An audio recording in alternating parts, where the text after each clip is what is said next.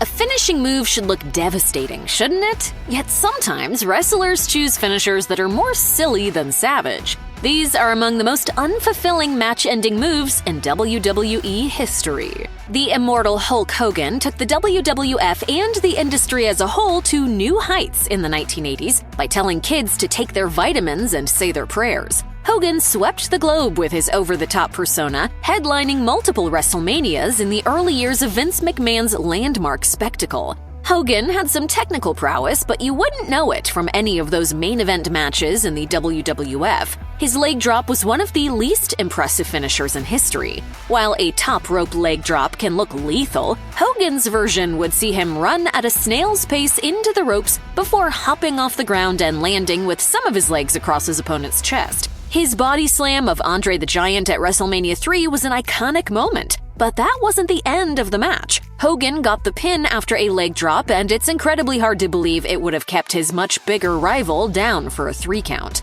The move was undoubtedly popular with fans throughout his runs in WWE and WCW, but Hogan himself has gone on record as wishing he had chosen a different finisher. In an interview with the MMA Hour in May 2023, the multi-time world champion admitted the leg drop actually caused him more harm than good. When you've got the largest arms in the world, why are you dropping the leg every night for 40 years and destroying your back?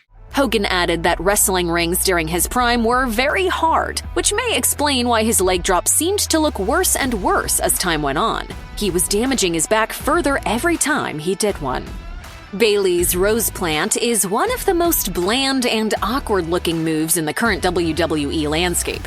During her time as an uber babyface in NXT and her early time on the main roster, she used the Bayley-to-belly suplex to finish off her opponents. It wasn't the most impactful move either, to be honest, but it at least had a little more snap to it. After her heel turn in 2019, Bayley began using the Rose Plant as a means to differentiate herself from her previous character. To do the move, she wraps her opponent's arm around her leg while they kneel on the ground. Bayley then slams their head to the ground from not that far off the canvas. When she first debuted it during a match with Nikki Cross, there was a fair bit of confusion among fans and criticism of the underwhelming addition to her arsenal. Bayley previously used the move on the independent scene where she wrestled as Davina Rose. For a superstar with as much talent inside and outside the ring, it's disappointing that Bayley has such a bland finisher. The Big Show had an incredible WWE career, winning multiple championships across his 2-decade run in the promotion. At the peak of his powers, the 7-foot giant struck fear into both his opponents and the WWE fanbase with his feats of strength and powerful in-ring arsenal that included a brutal chokeslam. In 2008, in a bid to reinvent his style, Show would begin to incorporate a new finisher, a simple punch. The blow would be dubbed the Weapons of Mass Destruction, or WMD, to get over the fact that Show was putting all of his massive size behind that straight right. But it rarely looked impressive in the slightest, despite his imposing stature. While his fists are indeed quite immense, Show knocking out the likes of Triple H, John Cena, and Mark Henry with one quick blow was completely underwhelming. The man behind the gimmick, Paul White, now works for AEW as a backstage producer and is considered one of the great minds in the business. So it's truly baffling that he thought that just a punch was a good enough finishing move. Don't throw 50 punches when 2 will do. The Samoan Spike has been a highly protected finisher for quite a while in WWE, but that doesn't mean it's actually impressive to see. It was first introduced to WWE audiences by Umaga in the mid-2000s. The dominant powerhouse tore through the roster, defeating the likes of John Cena, Shawn Michaels, and Triple H in his impressive rise to stardom. Umaga could move at the speed of a man half his size, but he would end his matches by just driving his thumb, not even a full fist, into the throat of his opponent. It was hard to buy into it as a credible way to score a 3 count, even if the commentators insisted that it was a deadly strike. The Samoan Spike has recently made a return to WWE's main roster with the 2020 debut of Solo Sikoa. Sikoa quickly aligned himself with the Bloodline and would soon adopt the maneuver as a tribute to Umaga, who passed away in 2009. Sikoa's rivals very rarely kick out of Samoan Spike, making it one of the most protected finishers in the company. Yet the move also likely leaves a sour taste in the mouths of many fans, particularly after Sikoa dashed the hopes of Cody Rhodes finally capturing the WWE Championship at WrestleMania 39.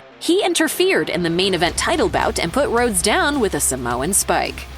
The Ultimate Warrior perhaps had one of the worst finishers of all time. His running splash looked closer to a child jumping into a swimming pool stomach first than any kind of devastating combat maneuver. While the WWE Hall of Famer was one of the most charismatic performers of the late 1980s and early 1990s, his output once the bell rang left plenty to be desired. The Warrior achieved great success during his multiple runs in WWF and WCW, including a world title victory over Hulk Hogan in the main event of WrestleMania 6. In a time where a wrestler's look was possibly more important than anything else, he had a truly impressive physique. But the Warrior was by no means a giant, and his ineffective-looking splash was hard to believe as the conclusion to any match. Notably, in their Mania match, Hogan opted to kick out immediately after the referee's hand hit the mat for the 3 count. So it's possible that he and the other wrestlers in the locker room had a hard time buying it as a credible closer, too.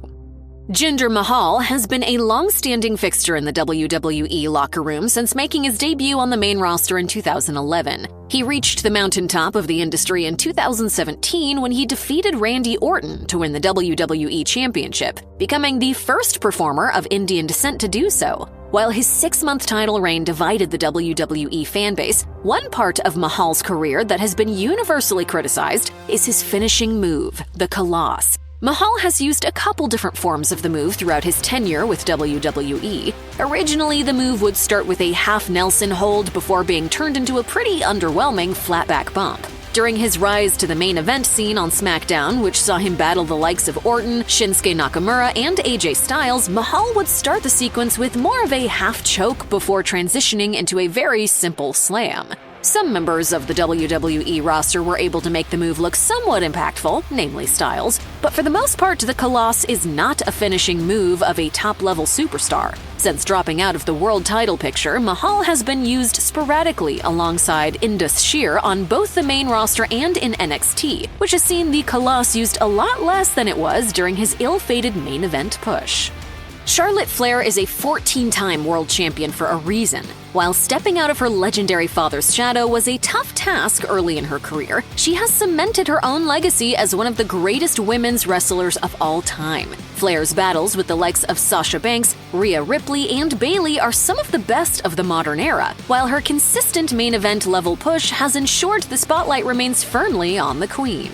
I think what I've done for women's wrestling and with WWE, it's more people respect my career. Charlotte's in-ring acumen is up there with the best that WWE has to offer, but if there's one glaring issue in her repertoire, it's the natural selection finishing move, which is a flipping headlock driver to a kneeling opponent. She does emerge victorious from a lot of her matches with the figure-8 submission hold, a play off her father's iconic figure-4 leg lock. But Flair's secondary option to finish a match is one of the ugliest-looking moves of any current competitor in the industry. Charlotte is one of the tallest women on the WWE roster, making the move far too awkward for her to execute on most opponents with any sort of impact. On top of that, a good finisher can generally be hit from anywhere, whereas the natural selection requires an often convoluted setup for Charlotte to get it right. There's no doubting Flair's immense talent from bell to bell, but as far as finishing moves go, natural selection is far from natural. In the late 1990s and early 2000s, Scotty 2 Hotty alongside his Too Cool tag team partner Grandmaster Sexy and pal Rikishi almost instantly became a fan favorite. His lighthearted character endeared him to younger viewers, with his finishing move, the Worm, becoming an integral part of his on-screen performances. The Worm, being a finishing move that actually won matches, was frankly absurd. Sure, it was an entertaining way to get himself over with the live audience, but the move itself was one of the least impactful in the history of WWE. After taking his sweet time hyping up the crowd and actually doing the Worm dance move on the canvas, Scotty would jump up and land with his fist somewhere near the vicinity of his opponent's face. Yes, Scotty was a comedy character, and his finisher was meant to be a fun moment for the crowd, so to that extent, it worked. But any opponent who laid down for a 3 count after taking it needed some career rehabilitation. More recently, Otis has used his own version of the move, dubbed the Caterpillar. In that case, the 300-pounder at least lands with an elbow to his rival's midsection, and he very rarely finishes a match with it.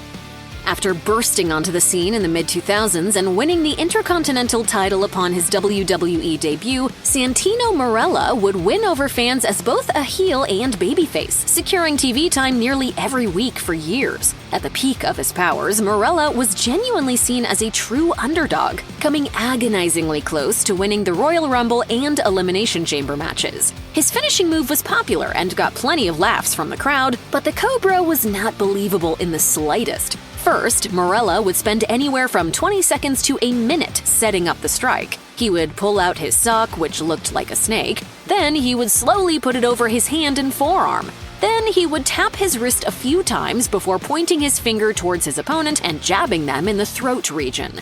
The Cobra wasn't designed for old-school wrestling fans, and that's perfectly fine. But it never had any real legitimacy behind it, and it's hard to believe anyone could have taken it seriously. Who could forget the infamous incidents between Marella, Jinder Mahal, and the Great Khali, which saw the Punjabi Giant and the soon-to-be WWE Champion pull out flutes to charm the snake?